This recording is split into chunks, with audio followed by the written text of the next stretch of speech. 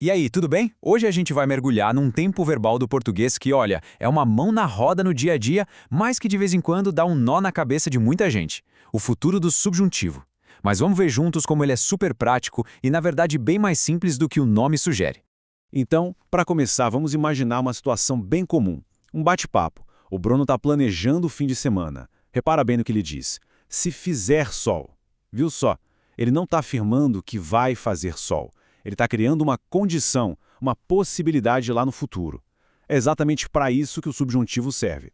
E a Ana, na sequência, entra na mesma onda. A ligação pro Bruno vai rolar, mas só tem um porém. Só vai acontecer depois que ela acabar o trabalho. Quando eu terminar. Percebe? A ação de terminar é futura, mas o momento exato ainda é incerto. Aí o Bruno continua. A diversão aumenta, com certeza, mas só se o João vier. A vinda do João aqui é pura hipótese, né? É uma possibilidade que pode ou não acontecer. Não é uma certeza.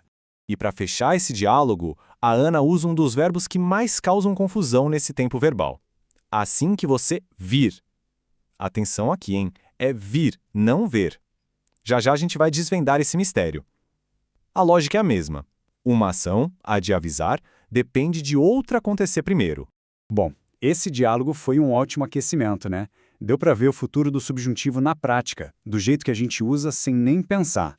Agora, vamos botar uma lupa nisso e entender de vez o que é e como funciona essa ferramenta tão importante do nosso idioma.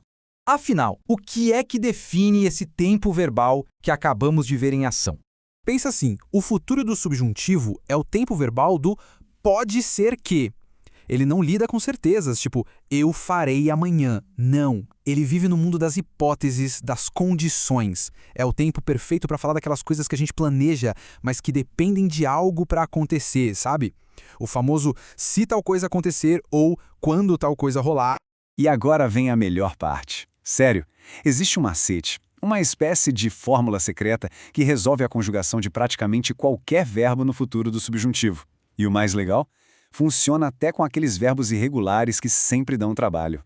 O truque é esse. Se liga. São só 3 passinhos. Primeiro, pega o verbo na terceira pessoa do plural, o eles, lá no passado, no pretérito perfeito. Por exemplo, eles fizeram. Passo 2, joga fora o ão do final. O que sobra, fizer, tá aí. Essa é a raiz, o esqueleto do verbo que a gente precisa. Daí pra frente, é só colocar as terminações certas. É um atalho que salva a vida. Olha só como funciona na prática. A gente partiu de eles fizeram, pegou a base fizer e pronto, a mágica acontece. Se eu fizer, se você fizer, se nós fizermos. A mesma lógica se aplica para quase tudo. Isso deixa a conjugação muito menos assustadora, né? Fica tudo mais previsível. Beleza. Agora que a gente já tem o macete principal, vamos falar de uma pegadinha clássica, uma verdadeira casca de banana, onde muita gente escorrega. A confusão entre os verbos ver e vir. O pulo do gato está aqui, presta atenção. Para o verbo ver, de enxergar, a forma no futuro do subjuntivo é vir. E para o verbo vir, de se deslocar, a forma é vier. É meio contraintuitivo, eu sei, parece uma troca, mas é isso mesmo. Quando eu vir, significa quando eu enxergar. Quando eu vier, significa quando eu chegar. Vamos ver um exemplo para esse ficar cristalino. Se você vir meu pai, quer dizer se você enxergar meu pai. Se a gente trocasse por vier, a frase ficaria se você vier meu pai, o que não faz sentido nenhum, né? Então, para não esquecer, vir é com os olhos, vier é com os pés. Simples assim. Legal, mas não é só com se e quando que a gente usa o futuro do subjuntivo, não. Ele é muito mais versátil. Tem várias outras palavrinhas que puxam esse tempo verbal e deixam a conversa muito mais fluida. Dá uma olhada nessa lista. Todas essas expressões, assim que, enquanto, depois que, elas criam essa mesma ideia de uma ação futura que depende de outra. Por exemplo, me liga assim que você chegar. Ou então, faça como você quiser. Dominar o uso dessas conjunções, nossa, dá um upgrade e tanto no português falado. E ainda tem mais. O futuro do subjuntivo também brilha em algumas expressões muito fortes. Aquelas frases feitas que a gente usa para mostrar determinação, sabe?